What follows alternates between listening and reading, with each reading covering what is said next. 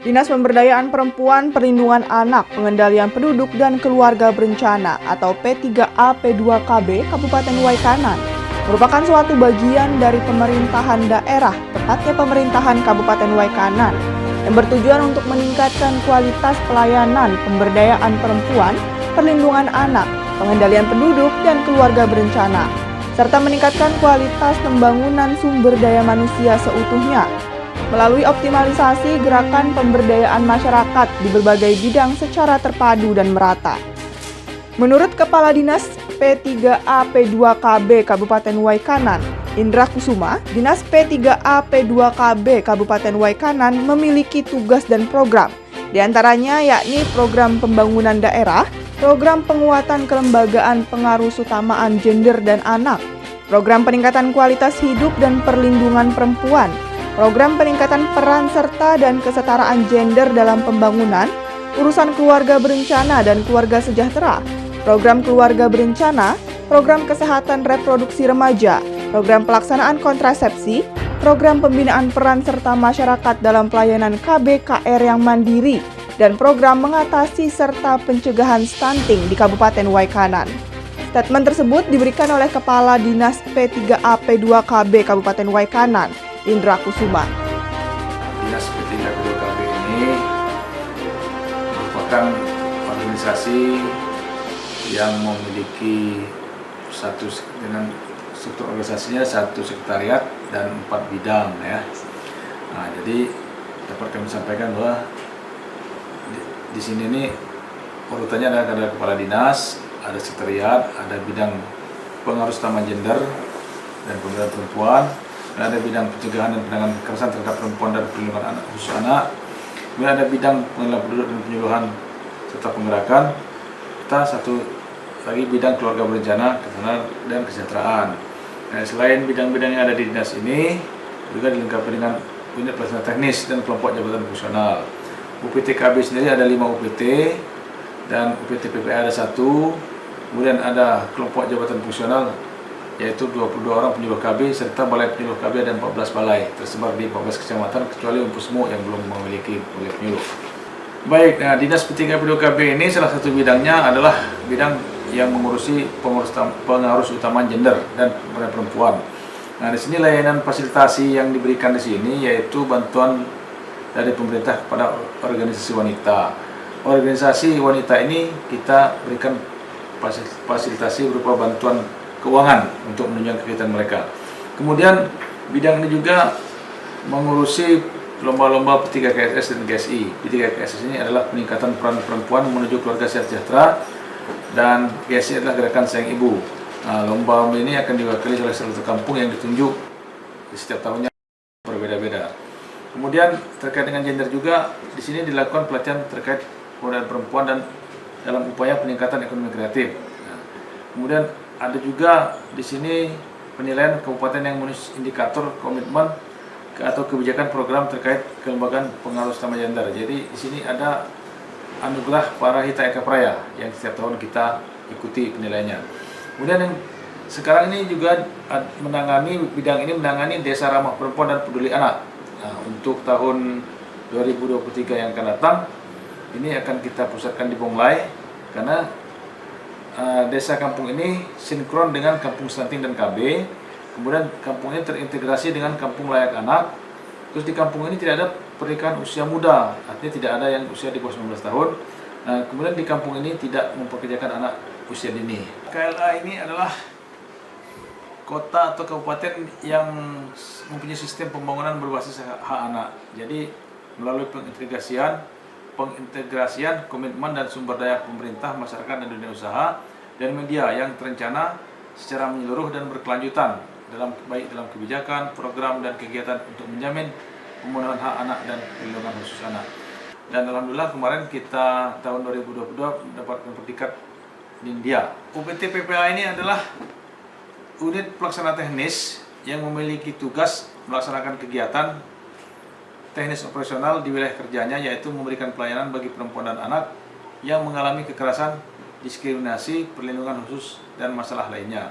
Jadi intinya UPT ini fungsinya menerima pengaduan masyarakat, kemudian penjangkauan korban, kemudian pengelolaan kasus, kemudian penampungan sementara, kemudian mediasi dan pendampingan korban. Jadi kalau ada peristiwa kekerasan terhadap perempuan dan anak, korban ini atau keluarga korban memberitahukan pihak UPT, kemudian UPT turun mendampingi, menjangkau ke rumah korban. Nah, di sini korban didampingi, baik dia memerlukan pemeriksaan kesehatan seperti visum, ya. Jadi kita siapkan dananya, dibantu dari sini, membayar visumnya dari sini, kemudian bantuan hukum. Jadi kalau akan mengadu, kita dampingi. Hadir di persidangan kita dampingi, termasuk layanan psikologi. Nah, apabila korban kekerasan ini mengalami trauma, jadi harus kita bawa dulu dari rumahnya, dari rumah si korban, di namanya rumah aman, rumah perlindungan. Nah, tempat yang tahu rumah aman ini adalah bupati dan kepala UPT. Jadi kita sendiri tidak tahu sebagai kepala dinas, ya. Jadi disitulah maksudnya dilarikan ke rumah aman supaya jiwanya stabil, diberikan trauma healing, ya. Nah, setelah stabil baru bawa pulang. Terus kemana aja koordinasinya ini? Koordinasinya UPT ini dengan pihak Polres, pengadilan negeri Balongan Empu, termasuk dengan detasmen polisi militer. Karena apabila pelakunya tentara, maka kita koordinasi dengan SPM, kan gitu. Jadi termasuk dengan dinas sosial atau pendamping dari dinas sosial, kita juga berkoordinasi dan dengan lembaga perlindungan anak, tentu juga terkait dengan lokus di mana kita koordinasi dengan camat, lurah dan kepala kampung maupun dari pihak sekolah. Jadi KB ini, Pak, endingnya adalah pengendalian penduduk. Jadi pertumbuhan kita yang 0,9% ini akan kita pertahankan supaya tidak naik. Jadi penduduk kita 400 juta lebih, kenaikannya ada 24.000, ini tidak sampai 10%, jadi 0,9. Nah, inilah endingnya yang akan kita capai nanti, kan arah sasaran terakhirnya.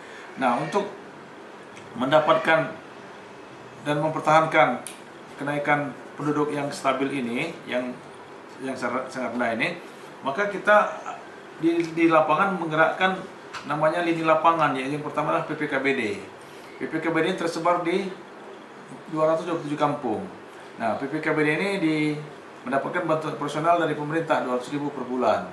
Nah, kemudian di bawahnya ada sub PPKBD. Sub PPKBD ini jumlahnya 1.196, jadi berbanding dengan jumlah dusun. Tapi yang dapat bantuannya hanya satu, sub PPKBD. Jadi setiap kampung hanya ada satu. Nilainya juga 200.000 per bulan. Mereka ini ditransfer langsung.